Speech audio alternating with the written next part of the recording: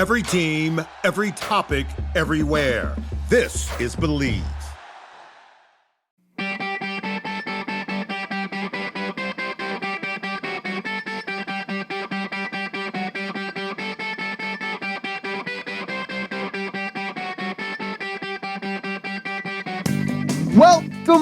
Welcome, everybody, to the Hockey Think Tank podcast, brought to you by the Hockey Think Tank community, a place for all passionate hockey players, parents, and coaches to go to get a little bit of education and a little bit of inspiration regarding the greatest game on the planet. Speaking of the Hockey Think Tank community, we got a big announcement. We got a huge announcement about the Hockey Think Tank community. We might have already heard it already. You might have already heard it already, but I'm going to bring my partner out here, Jeffrey Lavecchio, before we make this announcement. This is pretty cool. Pretty cool stuff. People working together in the hockey world. Vex, what's going on today, my man? Not much, dude. I'm just I'm buzzing, bro. I got some big stuff in the hopper. I know I told you, but I haven't released it publicly yet. What I got going on coming up for this off season, but okay. Really, really exciting. Cannot wait to show everybody the project that I have going on and what I'm going to be able to do moving forward with my guys and my training company, and being able to help so many more hockey players in the St. Louis area, which has always been one of my biggest life goals. And it's happening, bro. So just really excited. And also, like, just on a deeper level, you know, I've had my training company for 16 years. I've been training pro athletes for 16 years. Everybody else, 13, 14, I never remember what it is, 14 concussions. But it's taken me this long to have the impact that I have on thousands of players. And I was talking to one of my young players, really sad, this morning at Total Package Hockey. Very, very good player. Played juniors this year as well as midget AAA, got his 7th concussion and decided to stop playing hockey. And this is a guy who was a shoo-in to play D3 at minimum, probably D1, if he kept on his current trajectory, and he wound up having to stop playing hockey. And so we were talking today, and I was just telling him, you know, like, all of the things that you do every day and are still doing right now, working out and all these things with the rest of the guys at TPH and still showing up here and putting in the work. It's the reason that you're going to be successful in whatever you do for the rest of your life. And like, I know that for a fact. And I've seen it within my own hockey career, going from not good to okay to pro to life after hockey. And all the things that I learned in hockey are the things that I apply in my daily life every single day, and is why I have all these opportunities I do now and am able to do all these cool things for the hockey community. So to anybody listening out there, you know, it's not what did you get back from all the work you put in today or tomorrow or next week. It's every single day. The work you put in is going to pay off in spades down the road, so don't stop. Can't stop, won't stop. Don't stop, baby. Rockefeller Records. Yeah, that's sad. Like, that stinks that he's gonna stop playing, huh? So I mean, tough, that's gotta you know hit. what? His mindset, unbelievable about it. Unbelievable. Awesome. Yeah. So love you, Brosser, if you listen to this, because I know he listens to the show. Awesome, man. Well, we have a huge announcement, and it's already out there, I'm sure, because we recorded a podcast episode just a couple days ago with the guys at the Rink Shrinks, Brian Yandel and Mike Motto, 2 unbelievable hockey guys. Most people, if not all, who listen to our podcast have at least heard of the Rink Shrinks, probably listen. We get a lot of people that are like, hey, you guys should do something together, just because our podcasts are very similar. We're speaking truth to youth hockey and get the opportunity to talk about it at a lot of different levels and hopefully making a positive impact on the hockey world from the youth all the way up. And we are going to do something big. We are doing something big with the Rink Shrinks guys. And their episode came out on Friday. If you're listening to this on Monday, so you probably already know, but they are going to be a huge part of our Hockey Think Tank community moving forward. A huge part of our Hockey Think Tank community moving forward. It's going to be the Rink Shrink Think Tank community. And man, like, in this hockey world, the reason why we started this community was to bring passionate hockey people together to learn and share experiences and share what they've been through and ask questions. And that's been one of the coolest parts about the community, whether you're a parent, a kid, a coach, whatever, we got all you in there. And it's been so cool just to collaborate. I've gotten so much better and hopefully everybody else has. And bringing these two guys in there and potentially a lot of their audience and people from the Boston area and all over, to be able to get them in to share their wisdom, dude, like absolute no-brainer, home run. And so this hockey community that we started a year ago, we've always said we're always wanting to get better. We're always wanting to add. And this partnership that we have with them to do it, dude, I cannot wait for this to happen. And it's happened. It's in. They're in there right now. So let's get her going, baby. It's happening. It's happening. It's happening. Man, just partnering with great people. I mean, they're unreal. This episode is awesome. Not only do they provide the same type of insight and care and putting the young hockey players first above all else in the hockey world, and they want to make it better. They're also super dry and hilarious, and they both have, great hockey pedigrees, obviously hockey backgrounds. Like Topher and I always say, like, we're trying to get as many people on board as we possibly can to change the hockey world for the better and keep it going in the right direction and preserve all the amazing things that we grew up loving about our game from a young age. And so just to get them on board and be able to partner with them, it's just going to broaden our impact. It's going to broaden our reach. It's going to grow both of our listeners and bring more people to the community where more people are interacting and talking and meeting each other and helping each other with their organizations and their team and their player and all of these things. And basically, we're just going to increase our impact. So that's the whole goal of this show. Absolutely. Yeah. Two awesome hockey minds in Brian Yandel and Mike Motto, and just great dudes. Yeah, great dudes from the Boston area, like just phenomenal people. So we're excited to announce that partnership, that collaboration is happening right now. So head over to the Hockey Think Tank community.thehockeythinktank.com to register today, and hopefully we see you in there. And it's great to be able to, obviously, it's a two-sided conversation. We talk about this on the podcast with them, but the ability to like the podcast is a little bit more of a one-sided, where we're talking and you're listening, and this community is an opportunity to have more of a conversation. And we want to hear from you. We know that you guys have some great experiences and knowledge in this game that can make us better and can make everybody else in the community better. And so, man, I'm just so excited for this. And we should get over this episode, man. If you do listen to both of our podcasts, it's the same one that they put out on Friday as we're putting out on Monday. So this intro will be different, but the conversation is the same. But it was so much fun talking with those two guys. And yeah, so you ready to head on over? We've got a couple of people to thank, and then we'll head on over there. Hype.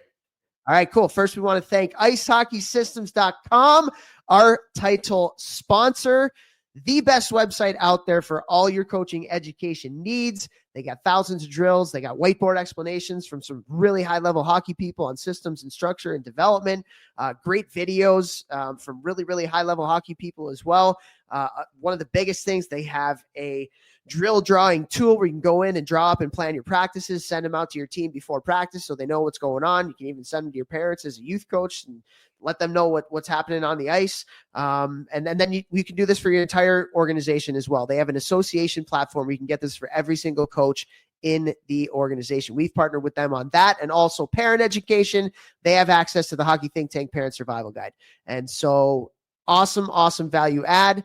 Go to icehockeysystems.com, look up that association's platform today, and get in on it. Bex, here we go. I want to say thank you to Train Heroic. You guys hear me talk about them every week. They have helped me train tens of thousands of hockey players since COVID.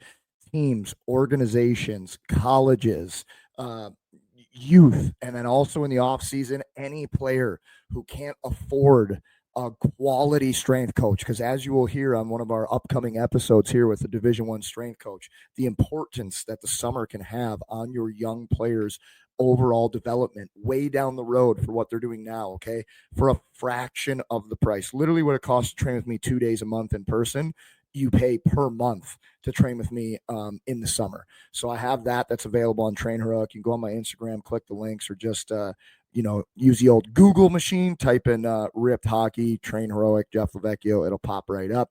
Parents, there's workouts for you. I've got my own training programs on there. Toph has done it multiple times and gotten absolutely shred diesel every time he's done it. He's just a busy man.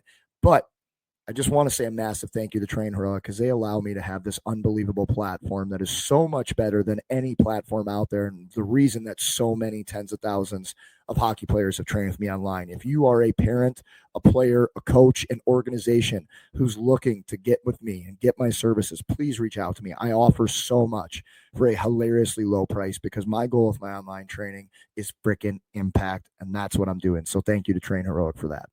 Boom. Also want to thank Helios Hockey. Unbelievable product. This is a sensor that you put in your shoulder pad, and when you go, it goes. And it gives you real-time data, real-time feedback on your play, specifically your stride length, mechanics, things like that, and what the kids love in a hustle score. Also, unbelievable. It syncs right up with your video. Live barn, phone, iPad, video camera, whatever it is, it syncs up with that, and you get your shifts cut up for you directly after the game. Holy crap, wish I had this as a kid.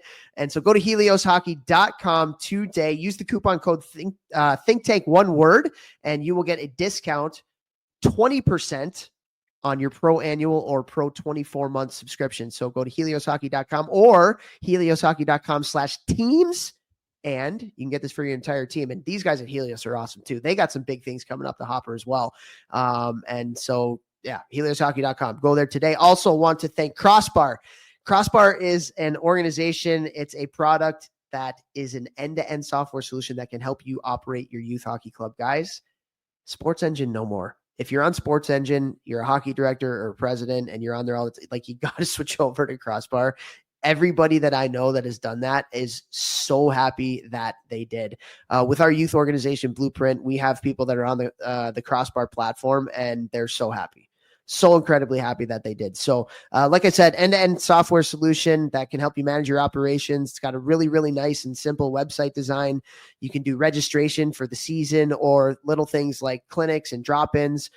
Really, really easy to use. There's a club scheduler, a 5-star communications app to talk with your families, financial tools and reporting, volunteer and facility management, literally one-stop shop to run your organization. So go to crossbar.org today and check that out. And lastly, thank you so much to all of our listeners. We appreciate you guys so much. We're continuing to try and push the envelope to make this better. And we feel like this collaboration and partnership that we're doing with the Rink Shinks in this community right now is going to do that. We're so pumped to bring them aboard, and it's going to be a huge value add. If you could do a solid for us, and when you're listening to our podcast or you're on your phone, if you could like or comment, download, rate, follow our show, whether it's on social media or your podcast app, that would just go a long way for us to continue to try and amplify and spread the positive messages about the hockey world. And that would be a huge value add for us. So thank you so much for everything that you do in supporting us and what we do. And with that, without further ado, here we go with Brian Yandel and Mike Motto of the Rink Shrinks. This NHL season has been as predictable as a puck rolling on its edge. No one knows where it's going.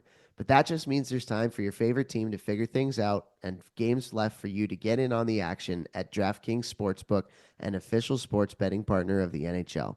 It's super easy for first-timers to get started. Try betting on something simple like picking a team to win. Go to the DraftKings Sportsbook app, select your team, and place your first bet. And if you are new to DraftKings, listen up. New customers bet $5 to get $150 in bonus bets instantly. Download the DraftKings Sportsbook app now and use code THPN. That's code THPN for new customers to get $150 in bonus bets instantly when you bet just $5. Only on DraftKings. The crown is yours. Gambling problem? Call 1-800-GAMBLER. In New York, call 877-HOPE-NY or text HOPE-NY 467-369. In Connecticut, help is available for problem gambling. Call 888-789-7777 or visit ccpg.org. Please play responsibly. On behalf of Boot Hill Casino and Resort in Kansas, 21 plus age and eligibility varies by jurisdiction. Void in Ontario. New customers only. Bonus bets expire 168 hours after issuance. For additional terms and responsible gaming resources, see dkng.co/audio. NHL and the NHL Shield are registered trademarks of the National Hockey League. NHL and NHL team marks are the property of the NHL and its teams. Copyright NHL 2025. All rights reserved. And our next guests on the Rink Shrinks podcast are good friends from the Hockey Think Tank, Jeff Lavecchio and Topher Scott. We got big announcements coming up. We're fired up to have these guys on here. Welcome to the show. How we doing, boys? Woo. Happy to be here, bro. Yeah, let's go. I'm pumped. Love what you guys do, and yeah, it's good to be with you guys here tonight. And yeah, we got some fun stuff to talk about. Yeah, absolutely. And we appreciate you taking the time and kind of joining forces here. You guys do an unbelievable job yourself. So this is awesome. Getting on, snapping it around. It'll be fun. For sure. I am a little jealous of you, Mott's, being out in Western Canada. Like, that's my favorite place in the entire world. I'm sitting here. My dog can run away and you can see him from miles in Chicago, how flat it is. And you get the chance to be out there in beautiful Western Canada outside Vancouver. Nothing better, man.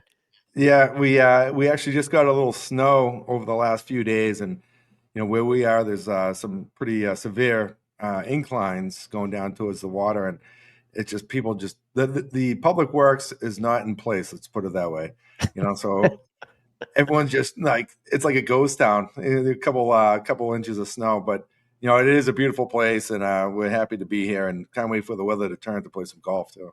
Oh, that sounds good. I should ask you too, before we get into some other stuff, like how's the youth hockey scene in Boston right now? This is a really fun time of year where nobody's stressed and everybody's just really happy. How are things going? Talking about mating season? Mating season, as we call it. It's funny. I walked into a rink tonight and I saw a guy that I've known for years, and he's coached at all different levels. He coached for me before he had kids. Now he's going through it with his own son, who's probably, let's say, a 2013 or 14. He's got his phone plugged into the wall, and he's sitting there with it, like doing one of these. And I'm like, "Are you all right?" He's like, "I just need the season to be over. This is brutal."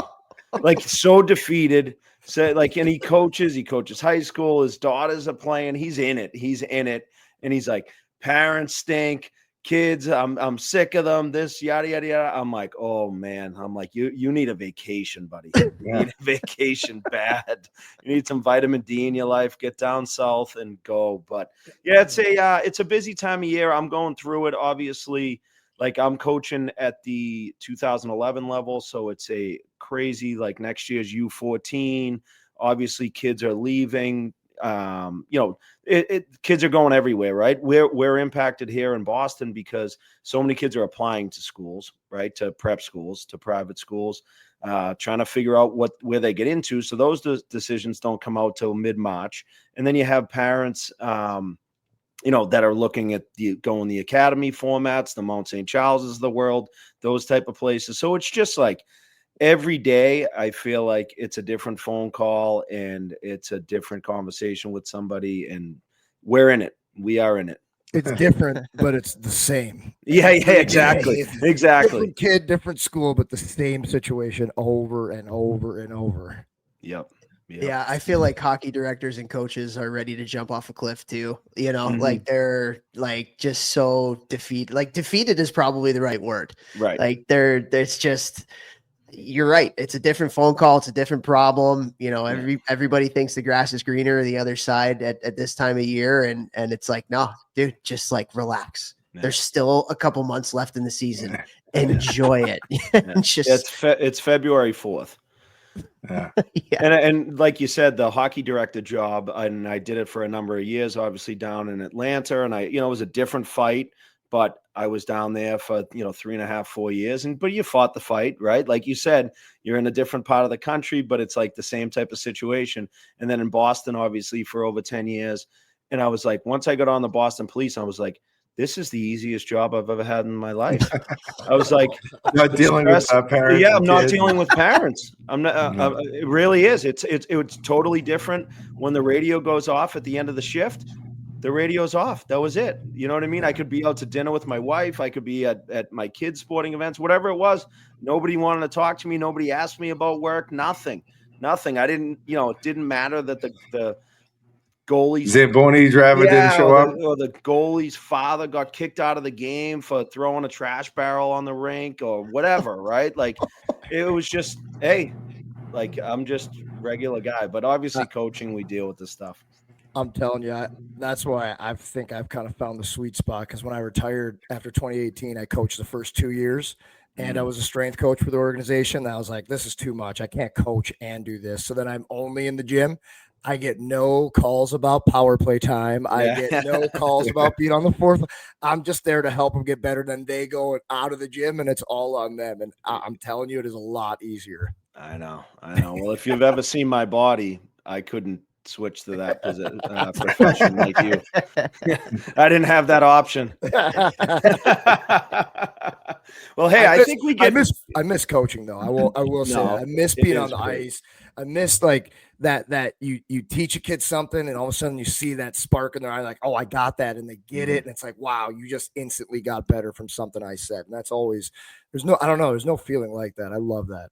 Right. No, 100%. Well, before we get into, a lot of other stuff, why don't we talk about the hockey think tank and the Rink Shrinks, our partnership, what we're doing, the community that you guys have already established, which we're going to help grow and really take this thing like to the next level, which we're pumped about. So Toph, Vex, get into it. Let's go. Yeah, man, we're so excited to partner with you guys on this, and we've been doing it for about a year now, and it's been a lot of fun. And so we created this community. Basically, Vex, like I think you say it best, a podcast is a one-way conversation for the most part. We can interact with you through DMs on social media and stuff like that, but we have so many people that we've gotten to meet, as I'm sure you guys have. Like, I don't know about you, but like I'll be like walking in a rink and just talking to somebody, and somebody will come up and be like, "Is that Hockey Think Tank?" Like I recognize that voice a little bit. And so it's like an opportunity to really interact with the people who are passionate about the game like we are. And so there's parents in the community, there's coaches in the community, there's players in the community. And it's just a way to have a conversation that's a little bit more two-way instead of just listening to us in your car ride to the rink or wherever you're at. And so we do a lot of different fun stuff. Like we'll do like a Tactics Tuesday, right? Where we'll drop a drill or we'll break down a different play or do a whiteboard explanation on some systems and structure. Vex does a Wellness Wednesday where he does some stuff to give some information on physical and mental health. We have a Sports Psych Sunday. We have Cassidy Preston, who's an awesome sports psychologist who gives people in our community the opportunity to listen kind of some of the stuff that he does. And then one of the really cool parts is just, it's a lot of passionate hockey people. So you'll get parents, "Hey, I'm having this issue with my kid right now. Can anybody in the community talk about something that they've done with their kid in a similar situation?" Or coaches, "Hey, I'm looking to do something different on my power play." Or there's some coaches in the community that have a power play setup that's really cool. So it's really just an opportunity. Like hockey is the best game in the world because of the people. And we feel like we wanted to really help connect more people that were passionate about the game. And you guys are at the top of that list, man. Like you guys do such a great job with the podcast and educating people about the game and giving some great perspective. And so to bring you guys into it and collaborate on this, it's just going to give a lot of people the opportunity to just get to know us a little bit better and get to know you guys a little bit better and have some more conversations about the game. And it's been a lot of fun so far, and we're pumped to have you guys on board. Yeah, and as far as like the community, when you stop playing, when you start playing, it goes well past you as a player. Parents, coaches, siblings. It doesn't matter. Like we're a family when you play this game, and when people talk about the game, it's provided all of us like so much, and you just try to give back the best you can. And and again, when people ask about the podcast, it is a one-way conversation, like you're saying, Topher, but also it's our opinion. But like if you're on the right path, like our right mindset and with similar people, and you're trying to give the right advice and just guidance along the way, because everyone's situation is different. So then within this community, you can be back and forth and be like, "Hey, this is what I'm feeling," and you get different perspectives of kind of how to attack a situation, and then you add on the podcast with our kind of opinions. You can make get the information, make the best decision possible. Totally. And one of the coolest things that we've been able to do too is just, and you guys have relationships like this in the hockey world, just like we do. We've gotten the chance to get head coach of Michigan, Brandon Naurato.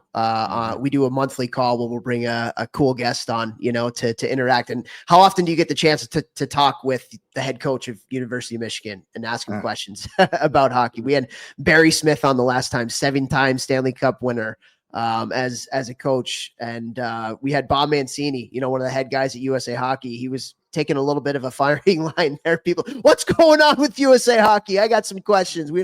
But he was great. And so, yeah, we also get the opportunity once a month to bring some cool people on and talk some hockey. And again, it's a way to have a two-way conversation with really cool hockey people. I love it. It's just easier to get access to getting questions on the show too. And then like Tope said, getting access to people like Brandon Naurato, Bob Mancini. Me being from St. Louis, growing up in the 80s and 90s, like didn't have any of that like no access. Like hockey wasn't big here yet. And so I know that we have a lot of listeners in non-traditional areas. So it's really cool when they join the community and they can ask all these people that are in more traditional areas, what's it like where you're at and what is to be expected. And just the ability to have a collective, kind of everybody leveling each other up has been really cool. Yeah, I think that's it's so important. And like you said, obviously we've seen the growth in these non-traditional hockey markets, right? And you see it, all these players, throughout the country that are, just thriving in these, kind of non-traditional hockey markets. And obviously St. Louis being one of them, right? A place that you see NHLers hanging around and staying there and giving back and coaching. Like that stuff is unbelievable. And, to touch on kind of what Mott says, right? Like the game's provided us so much. And I think, the important thing and obviously we're two big hockey podcasts in the youth hockey sports, in the development, where we're really trying to educate and get the message out. And I think having more of these type of partnerships is huge, right? It really is. It's great for the growth of the game, and that's what it's all about. Like and we talk about it, not everybody's path is the same, right? Like there's 4 of us here that all played Division I hockey and, had different options, Hobie Baker winners, All-Americans, NHL, AHL, you name it, right? East Coast CHL. League. Yes. Central Hockey League. Thank you very much. Exactly. But hey, like, it's there's different paths and like, here's our opinions on it. Is it perfect? Is it like, if there was like a scientific model that was made up and that we went into the lab, there'd be somebody doing it. That's for damn sure. Right. So it's good to, I think this collaborative effort and getting onto it is awesome. It really is. And can you just talk about where, our listeners, right? Because just in case this is the first time they're hearing of it, where they can find it, where they can find the website, talk about, what it takes to kind of join the community. Yeah, sure. So I think the easiest thing, honestly, guys, we'll put a link, we'll give a link and we can put it in the show notes. So you can just go right on the show notes of your phone and click that link right there to kind of sign up for it. But we have a website, thehockeythinktank.com, that you can go to. And the backside of his community.thehockeythinktank.com if you have questions and stuff like that. Vex has a face for internet. I have a face for podcasting. So you can see that a little bit there. Give you a little bit of a disclaimer on it. But easiest thing is just go to the show notes here on the podcast. We'll get a link down there. And that way, you have the ability to see kind of what it's about. And it's cool, man. Like we're a year in right now and we've got hundreds of people that are in there already. And it's just really cool to be connected with great hockey people. And honestly, like one of the biggest parts for me too, is like, I feel like, especially in youth hockey, guys, and correct me if I'm wrong, but like nobody wants to collaborate. Like everybody just wants to bang their heads and compete against each other. And it's just like this whole big ego driven, whatever kind of thing. And like the hockey world needs more collaboration. The hockey people 100%. Needs more people actually working together towards common goals rather than always being at each other's necks. And so anytime that we can collaborate, obviously it's awesome to do it with you guys, but getting new people into the community to collaborate with people that are already in there and stuff. It's just a really, really cool thing to see people working together, especially ones that have a positive outlook about the game and love the game, whether you're, again, like a parent or a coach or even a player. We need people working together more and doing that. And, but like, don't get it twisted. Some people like take that as like the soft approach with some of the things we say. Like yes, when you're playing against another organization, you want to kill them. You want to win. Yeah, right. But up here, the top level, not the kids trying to kill each other. Up here, it should be all about the kids and their development, both as athletes, as hockey players, as human beings, as American citizens that are going to go out in the world and do good things. And I'm sure all of us here, hockey changed our lives. It's why we are who we are. It's why we have a lot of the values we have. It's why we have the success we have, probably from the things that we learned from hockey. I know for Toph and I, that is 100% the reason that we've had the success we've had outside of hockey is literally everything we learned in hockey and just how to do what we do. And so we want to share that stuff at that high level. But that doesn't mean, don't get it twisted. We're not soft. We still want the kids out there grinding, okay? But we need more at the top level helping each other out here. Well, it's unbelievable. I watched a thing the other day on it was about Buddy Tevens. Have you guys seen this on ESPN? No. It's like ESPN Plus. So he was a football coach at on the Deuce. He was a on the Ocho. He was a football coach at Dartmouth, and grew up like Massachusetts kid, played football there. But like him and his childhood best friend was the football coach at Harvard, and they talked about like just that, right? It was like we competed, like we made each other better, right? Like we competed with each other, and like some games it was like they won, they lost, like that we shook hands. Hey, sorry, man. Like my day today, you know what I mean? But it was like unbelievable watch if you can get around to it. It was only about an hour long. It was really, really good. And just like talk about innovative coaching and everything. And this, Buddy Tevens actually tragically passed away in a bike accident. But it was so not so great. Spoiler alert. Exactly. Holy cow. Well, you could look it up. You can look it up. It. It's way more than that. I was just telling you that why the show was about, you know what I mean? But it was really good. And like I said, his, childhood best friend, Murph, who was the head coach at Harvard for years, like just that competition and making each other better. It was great. Awesome. Yeah. You make each other better, not by knocking each other down, right? Like you make each other better by making your product better. And the more that we can do that, like it just the rising tide raises all boats. And so the more that we're focusing on that development rather than the competition, like that's such a great analogy. Like it's going to make everybody better. Yeah. Just to piggyback on all that, we played against a team, a couple of weeks ago, and we had the coaches in our locker room, so we won, the next goal won, really. It was like a really back and forth game type thing. But we stayed in the room until like 1 o'clock in the morning. Pillow fight, you mean? Talking hockey and like, just different ways to approach, different areas of the game. And like, we're talking about competitors in our own division. We might even see them in playoffs, but we don't, we're all in this together. Like I want you guys to be the best coaches, or if you can pick up something from, Scott Gomez and myself, and I want to pick up something from you. So you never stop learning. And it's just about that kind of open dialogue and that conversation. And that's what the community can provide. Yeah, totally. Yeah. We're pumped to have you guys on board. I think it's going to be awesome. And, it's funny, like we get questions all the time and notes from people like, hey, when are you gonna have the Rink Shrink guys on again? Because Brian, you came on probably that was like 3 or 4 years ago, maybe. Like you guys got to get together. You got to do some stuff. And here we go. You got your answer now. Exactly. Well, just for our listeners, can you guys walk a little bit about like your path into this world, right? Vex, I'll start with you. Obviously, talk about your hockey career, your life, and kind of everything. You touched a little bit on the gym part of it now in training athletes, but give us a little background on yourself. So I'm from St. Louis. Toph and I are actually first cousins. But from St. Louis. Toph's a lot older than me. He's like a month older than me. But like I said, I grew up in St. Louis. Hockey was starting to get big here, but it wasn't huge yet. We played in the Michigan National AAA League. My first year AAA, I wasn't like 7 years old playing in AAA like they are now.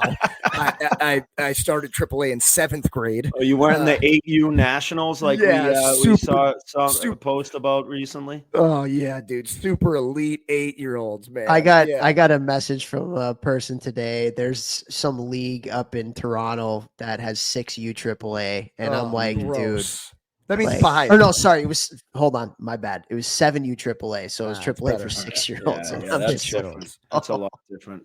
That's an extra $5,000 bump they can get out of the parents. That's why. Yeah, exactly. But yeah, so I was like one of the worst players on the team. I barely played, and like this mindset like kind of changed my life. Luckily, I had amazing parents. Amazing parents. They did not call the coach and say, "Why isn't my son playing? Why isn't he on the power play? Why is he, all this stuff? Why are you telling him he's skating around like he's got eggs in his pants? He's trying not to break," because I was such a puss when I was a little kid. They made me go. My mom made me go in there with a notebook and a piece of paper and ask him, "What can I do to help the team win next year? What should I work on all summer to be a better player?"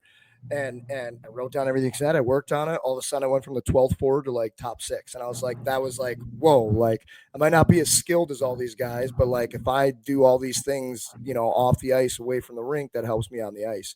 And it kind of just like that kind of became my calling card. Like, I need to be the hardest worker, but also that gave me confidence in my skills that weren't as high as everybody else's, because I just like, I don't think there's anything you can do in life like the gym that builds instant confidence. Like, you go to the gym and on day 1 you can do 10 push-ups, but then 4 weeks later you show up every day and you can do 40 push-ups.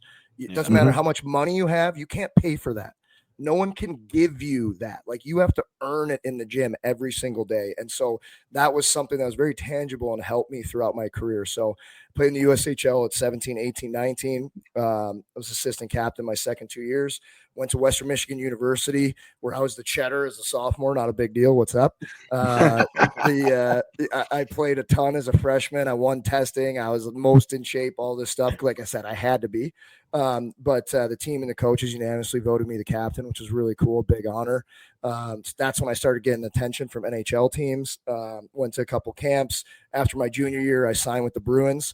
Go to the AHL right after. Play well for like 2 or 3 months there. And then going into my first NHL contract, my first real year of pro in the summer in June, I fell into the boards going full speed and I got knocked out, had a super, super bad concussion, lost memory. My neck was messed up. I missed a year and a half of hockey, thought I was never going to play again. Luckily, because of the way I trained and then just my stuff I learned and stuff I kept picking up, I was able to come back. And I got to play 9 more years professionally. I played 7 games in the NHL in preseason, and it's, the greatest moment of my life was getting even in one of those games, especially after missing a year and a half and thinking I was never going to play again. But that kind of stuff changed my life and just gave me so much perspective. Like, anything can be taken any day from you. Like, I worked my whole life to get that contract and this stupid accident. And I was just never the same. Like, I still had, decent career, like played in Europe, played in Austria, played in the AHL, but like I was worried about my head every single day. And that's something I didn't talk about until I retired. That was tough for me. But because of my concussions, I wound up having 14 in my career, 3 bad ones, other were 4 bad ones, other ones were minor. I started training kids in St. Louis after my 3rd year pro, after I had got another kind of serious concussion, because I didn't know when the next one was going to knock me out of hockey forever. And every year I'd come home and I'd be there for, 4 to 6 months, whatever the off season was, depending on the league. And I would grow my reputation. I started working with more and more and more and more players. I think it was like, 1 to 3, 9, 13, 33, 100, and it kept growing.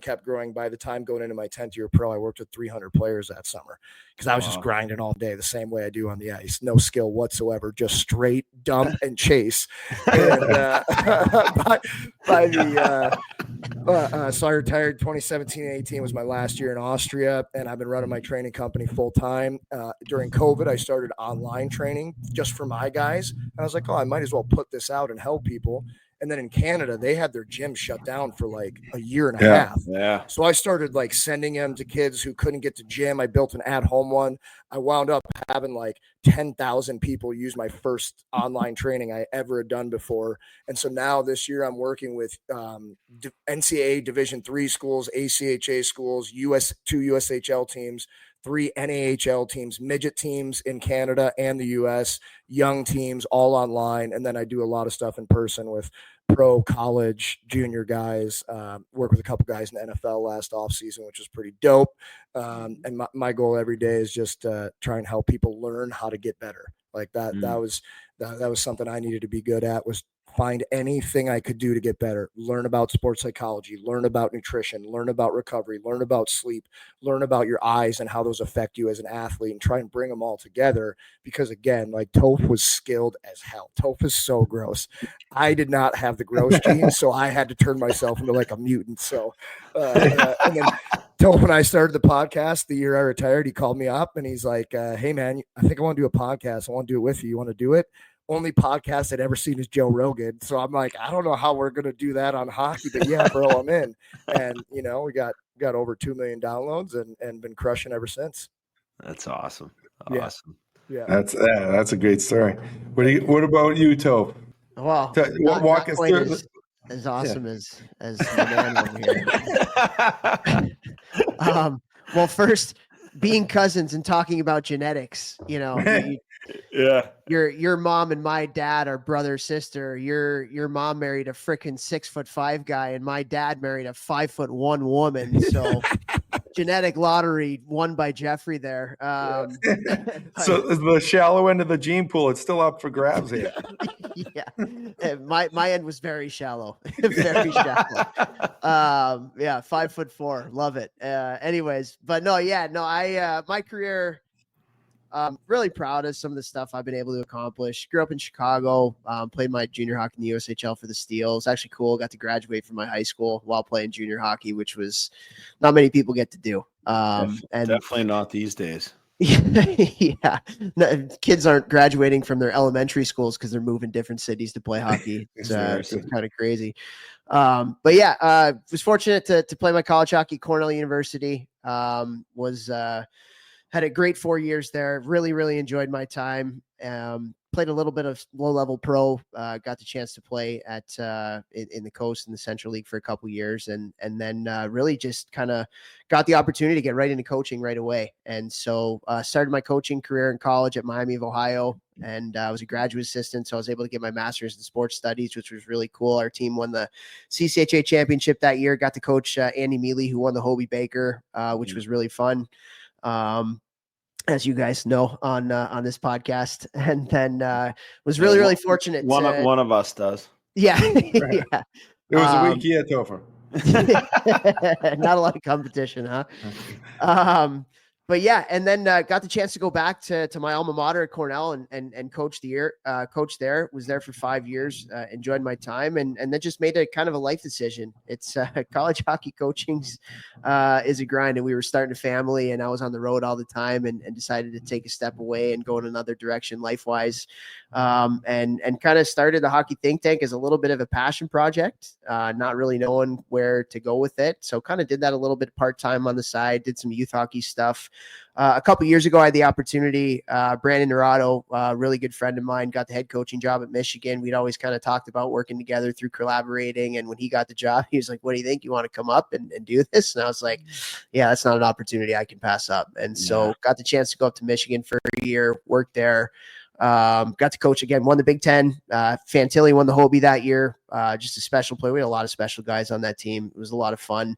But then ultimately made the decision with 3 kids, 7 and under, a wife that worked in consulting and traveled just as much as I did when it came to hockey, to come back to Chicago to be around family and kind of start that journey together. So now doing the hockey think tank, working with youth hockey organizations all over North America. Doing everything from coaching education, player life skills stuff. We do a lot of parent education as well. And so that's been fun, and got Vex here on the podcast every week to kind of shoot the breeze with and talk some stuff, and excited to be on here with you guys here today. Well, that's great. And like what we said earlier is like hockey, everyone's path is different, right? And hockey's the kind of like the main fabric with what we kind of lean on. And you were talking about Vex earlier, is like, life skills, things, the values that you've learned. Like, you don't even realize you're learning them when you're in the locker room, and the discipline, working within a team, the ups and downs, the work ethic. There's like so many, really great life skills that you learn through the game that you do not realize that you can just immediately translate to whatever you're going to do, because you're going to be better than any other person, in my opinion. And that, like, I lived it. I mean, I was worried about what was next steps, and I was interning in Wall Street when I was in the NHL, and I'm like, I'm behind the curve, with these guys that they've accelerated their career. And I got that piece of advice from someone who was an ex-hockey player, but he pushed me. He's like, why the hell would I hire you? I'm like, because I won't lose. And it's like, and then all of a sudden, like, the light bulb went on. Like, he was pushing me, where like some other guy was like, oh, because you played in the NHL, I was like, oh, I'm gonna get you in the training program. I'll do this, do that for you. But that guy was more valuable to me because he pushed back, and he was like, asked me like a tough question. I gave him an honest answer, so he gave me a ton of books to read and whatnot. It was just like this, but another hockey guy talking to another hockey guy. It was pretty cool. But like, once you can translate those, they're transferable skill sets. We talk about that like within the game, like being an athlete, but what you're learning within the game, you can transfer to, life after. And that's like the biggest thing that I encourage, parents to always look at. You just encourage them to be a part of a team and do the work, and, kind of go through the adversities that come along with it. And you're going to become a better person. Yeah, no, 100%, Mots. I think you hit the nail on the head there. Nobody does selling better than Shopify. Shopify is the home of the #1 checkout on the planet. And the not-so-secret secret, with Shop Pay that boosts conversions up to 50%, meaning way less carts go abandoned and way more sales going through. So if you're into growing your business, your commerce platform better be ready to sell wherever your customers are scrolling or strolling. On the web, in your store, in their feed, and everywhere in between. Businesses that sell more, sell on Shopify. Upgrade your business and get the same checkout that Skims uses. Sign up for your $1 per month trial period for 3 months at shopify.com/Westwood1, all lowercase. Go to shopify.com/Westwood1 to upgrade your selling today. Shopify.com/Westwood1. Vex, I wanted to get into the training thing because obviously Mots and I, we got a little bit of bellies going on right now. But I'm a little short for my weight. I should be like 6'5", kid. Yeah, exactly. No, but seriously, just watching your videos and obviously following your Instagram and everything, it's great. But one thing I noticed too, and I think this is so important in building into your training program, is like you do a lot of like games and competing and stuff. Like, Motch just talked about transferable skills, right? But it's like, those type of things. So how do you incorporate that stuff on a daily basis, and why do you think that it's so important?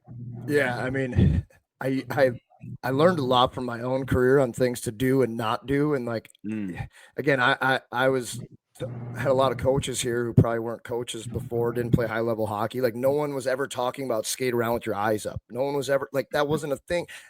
I played like my first game in the AHL, and guys were like, why don't you shoulder check before you go to the backboards full speed so you don't get murdered from behind, you idiot.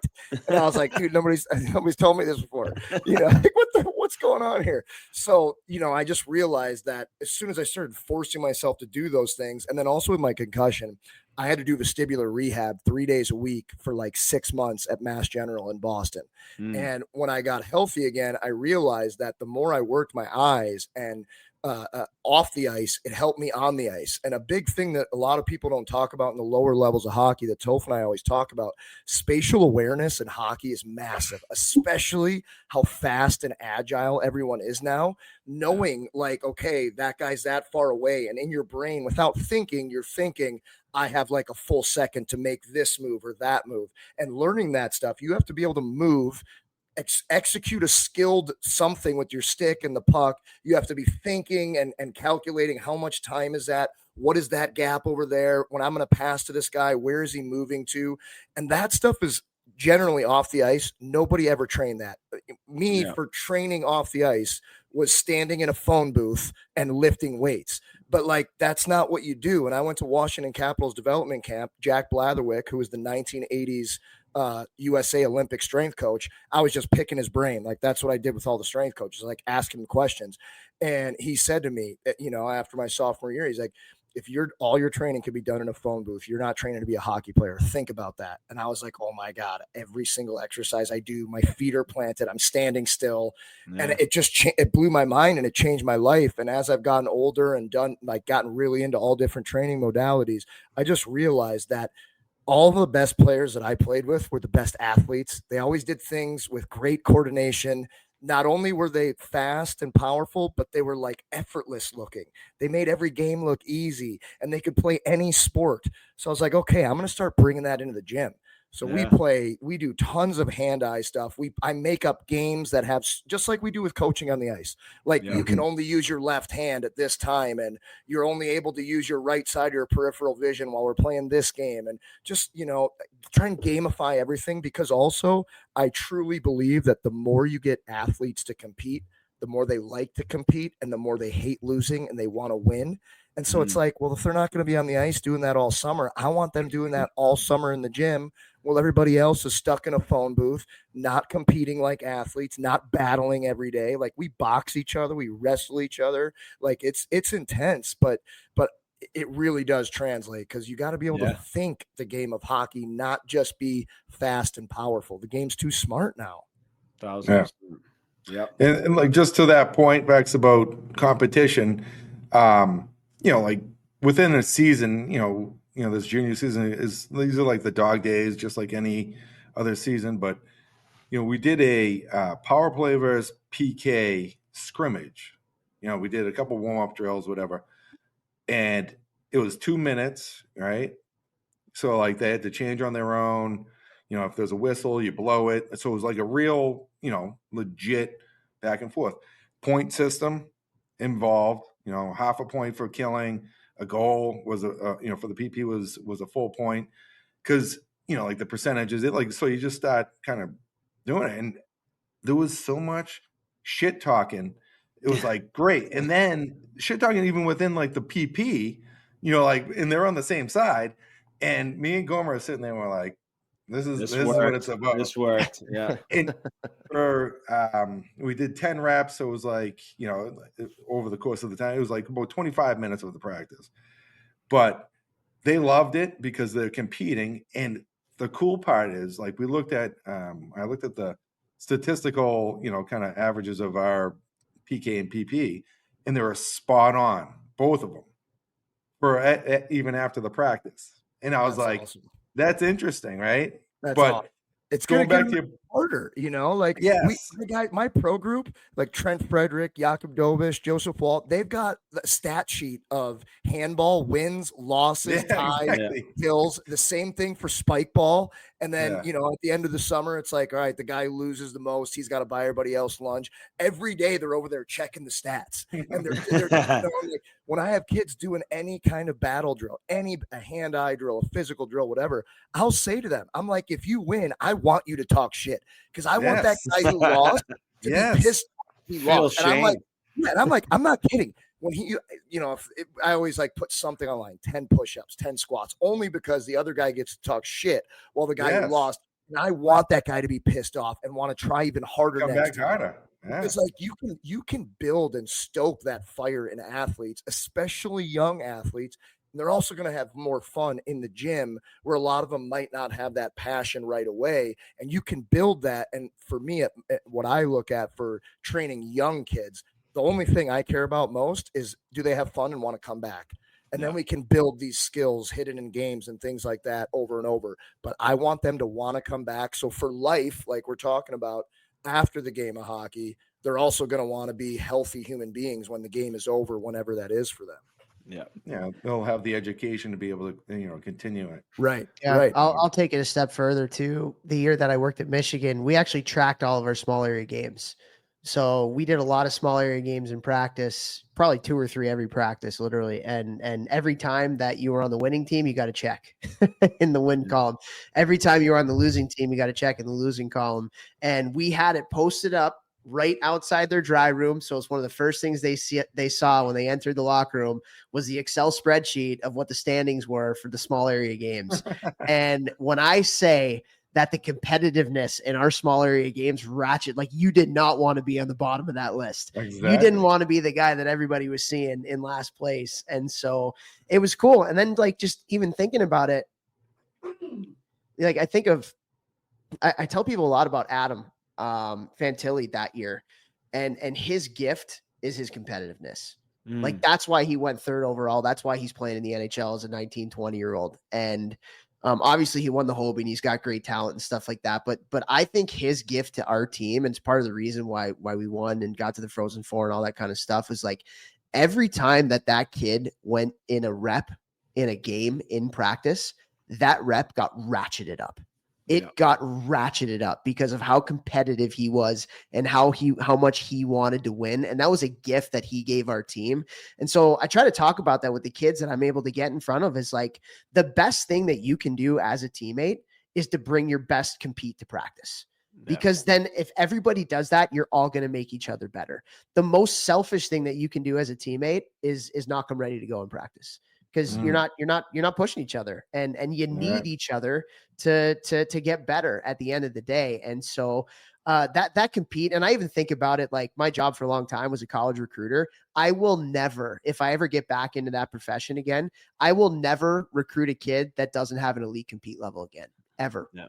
It's too important. And for me, now that I've done this and I've seen a lot of youth hockey stuff, I equate compete to passion for the game. And if you want to be an elite hockey player, and I mean elite as in like actually elite, not like the whole, everybody's elite, so is everybody elite kind of thing. But like if you want to be great at anything you do, whether that's hockey or whatever, like you have to love what you do. You guys have had the opportunity to play with and potentially coach some people that are at the top of this game. And I know for me, there's a couple that slide through the cracks, but 99% of the people that I know that have achieved their potential and reached their dreams, the biggest consistency in all of them is they love it. They absolutely love it. And I equate, like when I'm scouting, like I equate competitiveness to loving what you do. And all the things that you guys are talking about are amazing. And I think it's so important that we continue, and competing is fun too. Like we're talking about development, like how much more fun is it in practice when there's something on the line? How much more fun is it when you're doing those games or battle drills? Like it's funny. Isn't it funny how like when we were younger, the coaches would like punish you in practice by having a battle drill practice? But then like, you're like, this is the best practice ever. Right. let's do this every day. Why are they working so hard? Oh, because they're having fun playing a game. Weird. Yeah. Or they're just competing against one another. Right. Yeah. That's like you getting into fights with your buddies over it. It's like, that's what it's all about. Like whatever, you're making each other better. And, I to your point, Topher, is like, I love having a player that, and I've said this about a few of our guys, is like, you don't have to tell them to compete. Yeah. Because when you have to tell someone to compete, it's very difficult, because you're not getting that passion, like in the pressure areas or whatever. Like you just have to have it innately at times. But when you see it at a younger age, this kid just loves the game. Sometimes it's like, at a younger age, it's like over the top, and like they don't know how to control their emotions, which is good. I'd rather. Those are my favorite kids. Yeah, I agree. Pull that back versus telling a kid to compete. So, you made some great points there, and you'll be back in it, and so this is a good message for kids out there when you're in the rink, scouting and recruiting again. Toph, I gotta ask though, how did you end up at Cornell? Because the teams I played at Cornell were like every player I felt like was like 6'5" and like 250 pounds. I mean, Ryan Vesey was a little bit on the smaller side, the team we beat in the Frozen Four, but he was a really good player. Like how did that recruiting process work out for you? Well, I came in the year Vest graduated. Oh, so there's room for one of us. Yeah. All right, we got one guy that's gonna have the junior sticks. Hey, I'll tell you what, still wearing junior skates in sizes. No way. Very That's cheap. so Hey, funny. I Smoke- save so much money on skates. You guys have no idea. Yeah, Giante had the junior skates all the way through too. Yeah, That's yeah, great. Is that only that's right. Yeah, but no, it was great, and like man, size is just a number. Yeah. Like, what's in your heart? Like, Exactly. how bad do you want it? You know, and I think I was a better hockey player, and I think I have more success in life afterwards because I was small. I got cut. I've been told I've been cut because of my size, and it devastated me at the time, but it lit a fire under me to work. I think the biggest part about it, and this is like maybe a message to the parents, like I feel like I won the parent lottery. Because there was a lot of times in my career where I could have made excuses and I could have pouted and I could have, quit, whatever you want to call it, blamed other people. But like my parents never let me do that. Like anytime there was adversity, it's, hey, like let's find a positive and work through it. We're here to help you. We're here to guide you, but like work your ass off. Like make sure this doesn't happen again. And so it's funny. Like I get questions from a lot of people about being small and how do you succeed? Like I think you got to have a little bit of little man syndrome, where it doesn't matter who I'm going up against. Like I'm gonna outcompete you type stuff. But the resilience that you kind of build, and we all get it in different ways. Whether you're small, whether you're not as skilled, whether you get cut, like we all face it. And that resilience is a superpower at the end of the day. Like if you choose to see the good in the tough situations and you work your way through it and you surround yourself with good people, man, you can be unstoppable because it's so easy to make excuses. That's what most people do. But if you look in the mirror and you take accountability and responsibility for what you do, man, like that, there's no greater gift that we can give our kids. There's no greater gift as coaches that we can give our players to help them to understand how important that ownership is at the end of the day and how far it can help to get you to achieve your dreams. Yeah. Oh, great message. That was like spot on. I mean, it doesn't matter where you get it from, like you're saying, like undersized, not as skilled, maybe too big and not as coordinated at certain times of your development. That's like certain times where some of those kids are very discouraged. You fight through that adversity and you work through it, and it's going to make you better in the long run. 100%. Adversity is a blessing in disguise, man. Absolutely. Choose to see it that way.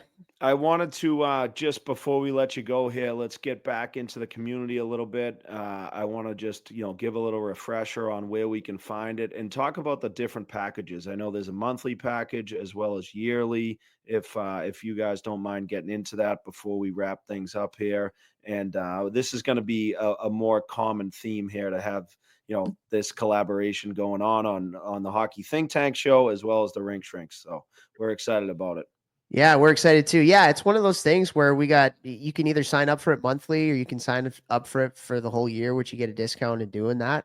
And again, we'll put a link in the show notes here to have the link to be able to find out more information and stuff like that. But we got the website, thehockeythinktank.com, where you can go to see that too. And if you want, one of the things that we actually do, I wasn't actually planning on doing this, but it just kind of came into my head. But one of the things that you get from being in the community is we actually do a 10 questions with all of our podcast guests at the end that only is housed in the community. And nice. Yeah. Those are a lot of fun. You guys want to do that right now? And Let's do it. We'll keep it on here, but this is the stuff that you get in the community too. You guys ready to rock and roll? Let's do it. Little My Hockey Rankings question of the week for us. Let's get it going. Nobody does selling better than Shopify. Shopify is the home of the #1 checkout on the planet. And the not-so-secret secret, with Shop Pay that boosts conversions up to 50%, meaning way less carts go abandoned and way more sales going through. So if you're into growing your business, your commerce platform better be ready to sell wherever your customers are scrolling or strolling. On the web, in your store, in their feed, and everywhere in between. Businesses that sell more, sell on Shopify. Upgrade your business and get the same checkout that Skims uses. Sign up for your $1 per month trial period for 3 months at shopify.com/Westwood1, all lowercase. Go to shopify.com/Westwood1 to upgrade your selling today. Shopify.com/Westwood1. The secret is out. With millions of younger-looking customers across the country, Plexiderm is one of the most highly sought-after products on the market. It visibly shrinks under-eye bags and smooths out crow's feet in minutes, and the effects last up to 10 hours. Influencers love it, magazines feature it, and people just can't get enough of it. As a matter of fact, Elle Magazine gave it an Editor's Choice Award as Best Instant Wrinkle Filler for 2025. In as little as 10 minutes, Plexiderm reduces the appearance of fine lines, wrinkles, and those dreaded under-eye bags. So yes, you can look years younger in minutes, and the effects last for hours. No surgery, no gimmicks, just results. The best news, you can try Plexiderm for only $14.95. Plus, get free shipping. Don't wait. Order Plexiderm today. Visit plexiderm.com/special. That's plexiderm.com/special. Paid for by Sheer Science. Okay, so 10 questions. The first one that we have is maybe both of you guys can answer it, but like define mental toughness. What is mental toughness? Mott's Well, I'm go gonna- ahead. Yeah. And it goes back to some of the stuff we talked about. So mental toughness is dealing with adversity that it come in many forms. It could come from not getting enough ice time. It could come from, the coach not giving you enough, playing time, like the type stuff, like in game, getting cut. How do you respond? It's really the response to using, so it's easy to talk about through experience, but how do you respond to negative situations is really, mental toughness. So you can talk about mental toughness in the gym as well, pushing through the last 1.5, 2 reps to get better. So it's a mindset that has the ability for you to ultimately gain positives. So, when say something negative comes at you or adversity, or like some pushback.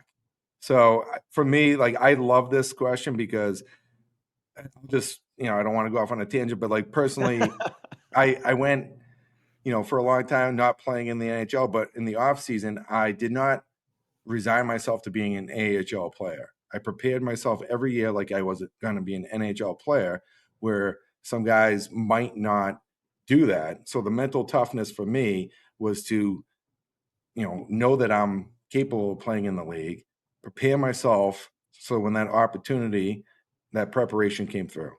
So it was like this mindset. I was like, hey, I'm not going to give up on my dreams just because I had some adversity. Love it. Very cool. Yeah. Very cool. I think Mott's kind of nailed it there. We'll leave it at that. Yeah, we'll leave it at that. He Okay. didn't want to go off on a tangent, but I No, knew no, he was I- gonna. it was I a knew he was short one. gonna. I knew he was gonna, guys. I knew he was gonna. So no, I could talk I all think day about that. honestly, a lot of the stuff that he said was what came to mind for me. So Love But, that. yeah. Absolutely love that. Okay, question number 2. What is the best compliment you can ever give somebody? oh, that's a good one. You're a good Uh, person. Yeah, I like that.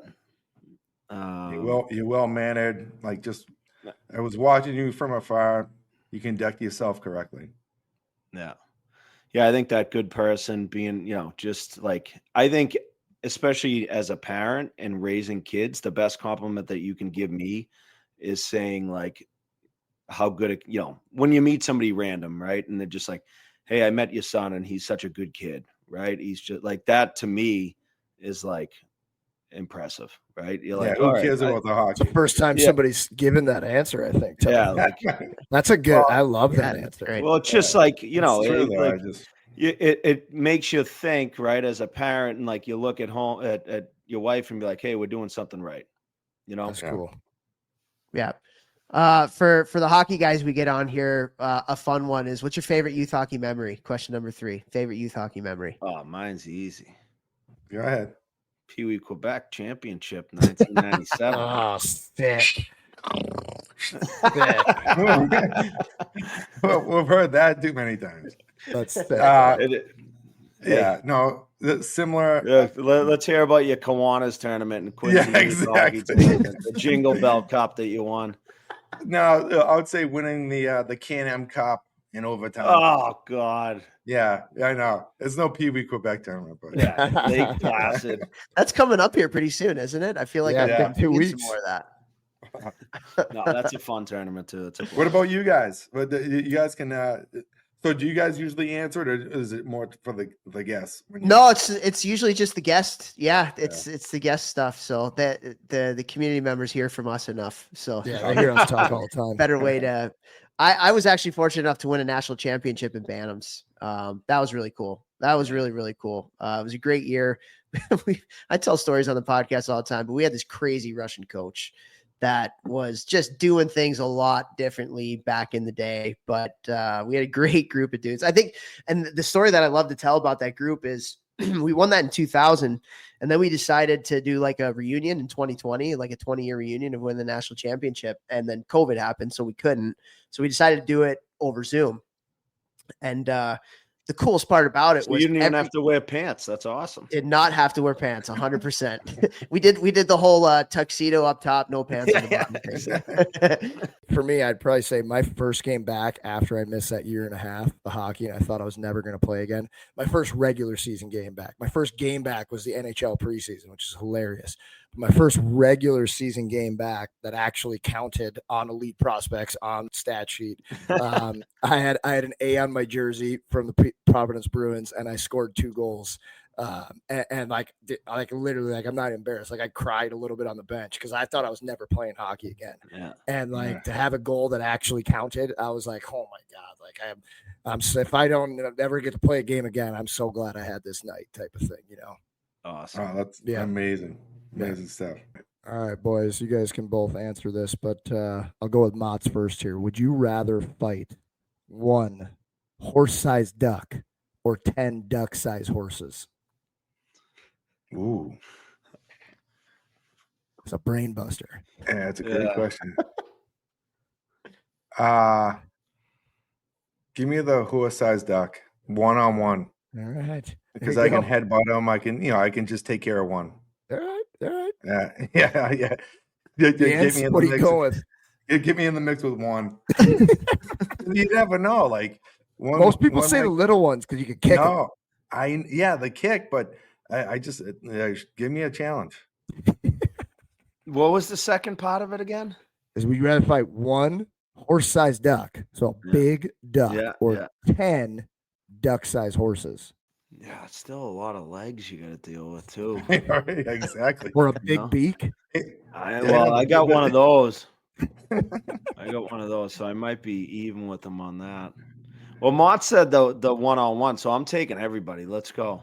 Let's go.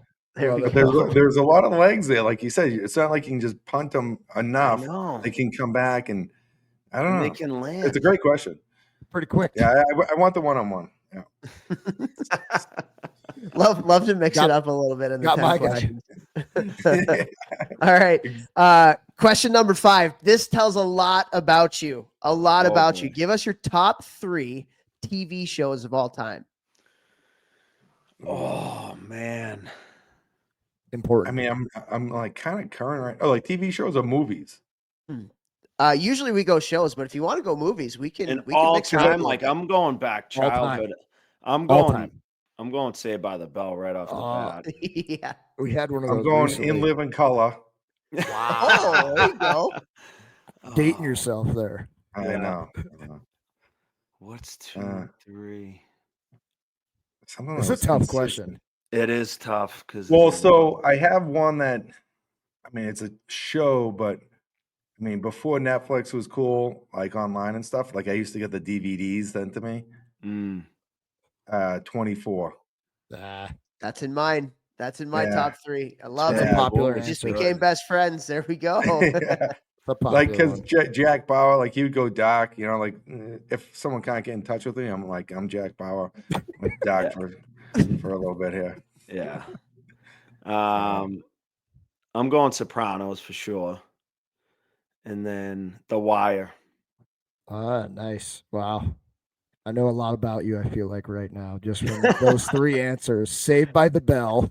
I love Saved by the Wire. Bell. Dude, that was a staple growing up. Oh, God. Every day after school, I'm sitting in the kitchen watching raced that. home to get that. Yep, 100%. Kelly Kapowski. had all our back in the What's day. up?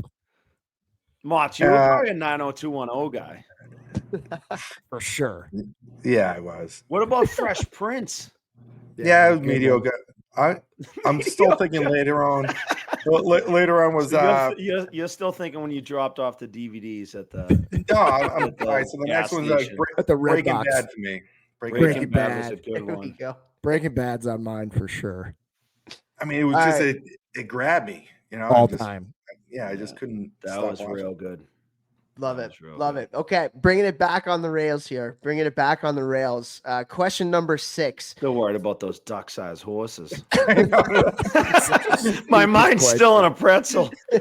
You can change your answer towards the end if you want, if it's rattling you.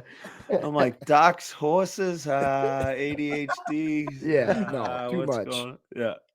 I love it. All right. Question number 6. If you had one piece of advice to give a young player that has hopes and dreams of playing high level hockey one day, what would that piece of advice be? You want to go BY or want me to? I have one thing that we consistently say on the podcast that it can really cover a lot, but Yeah. just If you stay have in the one right up. Yeah. yeah, stay in the present. You know, and like we talk about dominating the level you're at. Just, you know, obviously having fun while you're playing the game. It's a game when you're younger, right? But staying in the present, not looking for the next thing or the next thing or the next team or whatever. It's stay there. That practice, be the best you can be. That next game, be the best you can be. So that's the present. You know, so the precious present. I'd say just stay in it. Love that. Big time. Love it. I have a couple that are in my head, and it's this. I feel like there's There's so no much. rules. You can give 2 if This- you want. no, you don't this- have to decide between them. I would just positive body language, unselfishness, and be a good teammate. All of the Love it. above is like, yeah, Love it. they put it all together. Yeah, just figure it out.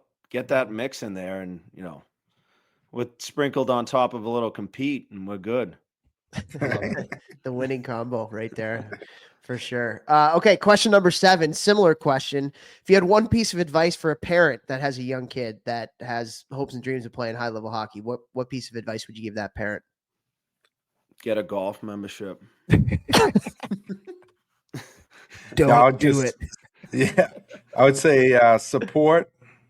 Try your best, whether you played or not, to not say anything after a game. Allow them to be coached by the coaches.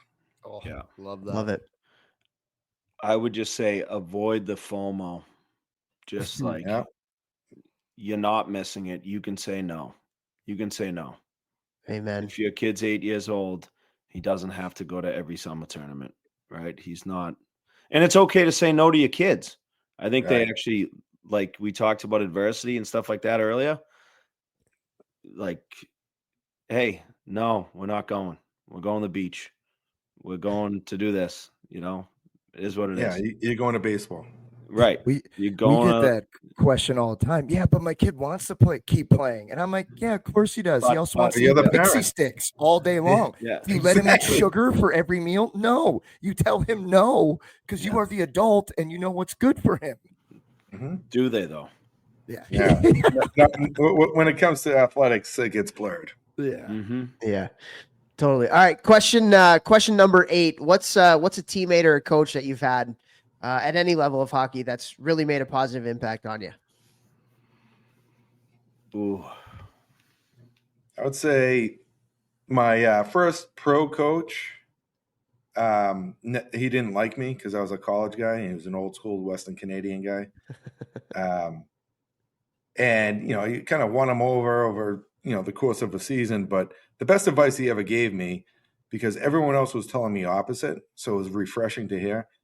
because I was an undersized defenseman, and back then it was like a different game, but you had to be bigger and stronger, like to get in those wrestling matches. And with, because it was clutch and grab more. He goes, you need to be leaner and get to the spot quicker and use your head, because he knew my skill set was my processing, offensively and defensively.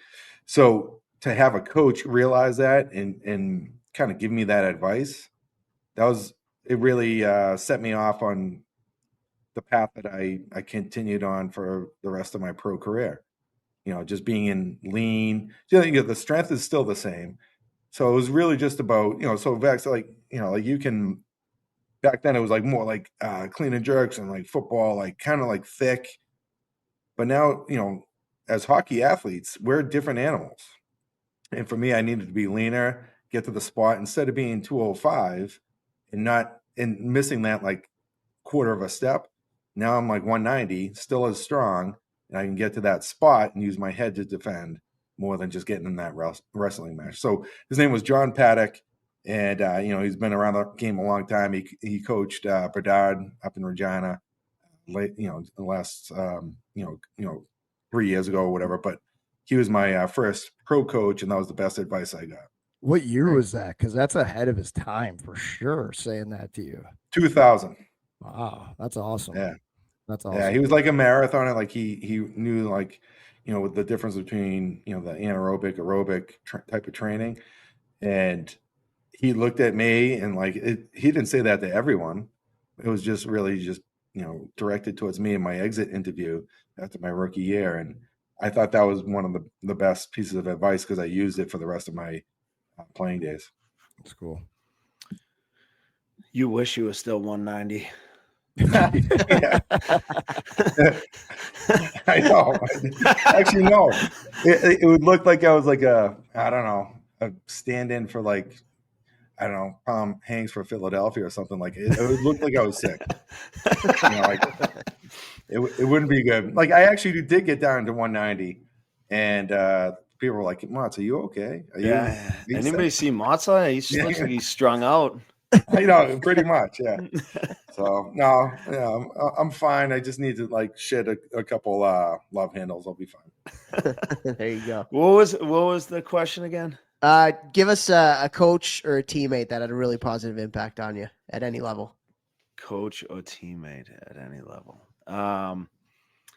I would go with two, but my 2 years that I spent up at Cushing Academy with Steve Jacobs and Bill Troy, I had great coaches before, and obviously, like, I give my father the most credit at just making me and my brother and my sister just fall in love with the game. But during those influential times at junior, senior year in high school, helping me kind of just like, morph as a player and as a person, and even like continuing those relationships today, just really just good people. You know what I mean? That wanted the best for you. So I think I was very fortunate to, like be influenced by so many. And I think it really did help. Like we get the question all the time, playing for your father growing up, like, and us coaching our kids. Like my father, I was lucky.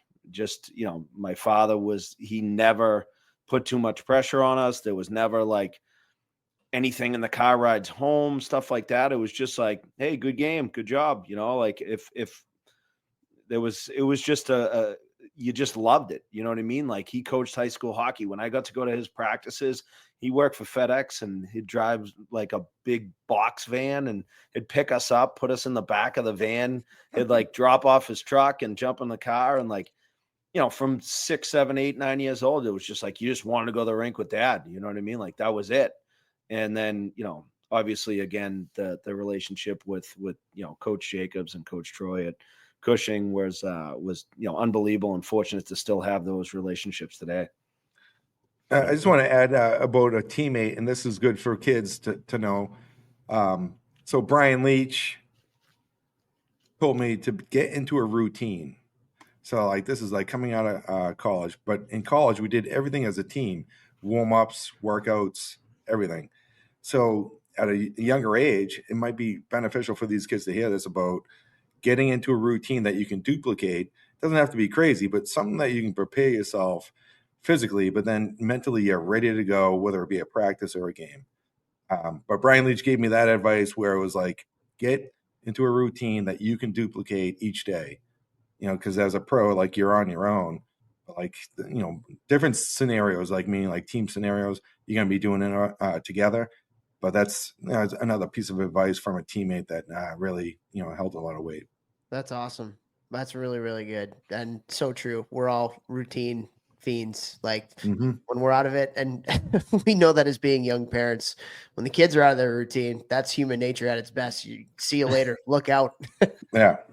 Seriously. All the way up to NHL. Yeah, that's great stuff. Vex, yeah, you got a 5-month-old. So if that routine's just a bit off, you're and believe me, I hear it from the wife too. Like, what? You were too loud singing to her going to bed. Now she's all jacked up. Sorry, babe. Got a podcast. Gotta go. you handle it now. That's your problem. Yeah. All right, 2 more questions. We'll get through these quick here. Question number 9. What's the biggest life lesson you learned in hockey that you carry with you today outside of hockey? I think how to win and how to lose, right? Like, just, you're not going to win them all. And, but you've got to, it happens, right? There's ups and downs. And I think it really just helps you live your life on a daily basis. I was going to say the same exact thing, like the highs and lows, right? Yeah. Within a season, within a career, whatever you want to call it. And that's a very transferable skill set that we talked about earlier that you can, bring outside of the game. Just not getting too overworked if things go poorly, not getting too high, but also riding that wave, like momentum within a game. And, it's all relative, but, when you're talking about internal and personal and individual stuff, if things aren't going your way, where are you going to sulk or are you going to push through? And, that goes into a bunch of other things, character, adversity, and how you deal with that stuff. But the broad message would be like, not to get too high, not to get too low. And that's one of the things that we always stress in hockey. Very cool. All right. Last question. I'm going to put you guys on the spot here. What is your favorite podcast guest that you've had on the show? Favorite conversation? Well, you can give a couple if you want. We'll put you too much on the spot, but it's a good one. I mean, just recent. I mean, I just like, it's like we're hockey nerds, right? Like at the end of the day, so just talking hockey. Like, so the neutral zone guys that we've had on have been great because they're in the ranks and they're, giving unbiased feedback and evaluations on players. So it's like interesting to see what they're looking for, what they're seeing. You could sit around and talk hockey all day long. I love that stuff. As far as entertainment, I mean, there's been a few guys. Yeah. I'm going to have to go. There's a bunch, but like, for us, obviously getting Bergeron on was unbelievable. Having Brian Leach on, Ray Bourque, guys like that, like, like idols. Yeah. Idols, like people that you really looked up to. And then, I'd look at even some of the other guys like the Jay Pandolfos and the Marty Reisners of the world, and just the way that they talked about kind of their careers and stuff like that and that path and figuring stuff out. Like those were just impactful conversations. I'm definitely. I think if we really had to do it, it would be Brian Boyle because he was our first guest. No, yeah. Nice. I was gonna say Vex. So number one, too, but yeah, right. Yeah, that was a softball question that we didn't hit. Just waiting for it. Yeah. Oh, thanks, guys. That's cool. Yeah. I got a funny Brian Boyle story actually. So my freshman year at Cornell, I don't know what year he was at BC, but we played against him down in that tournament in Florida that we would go to every year.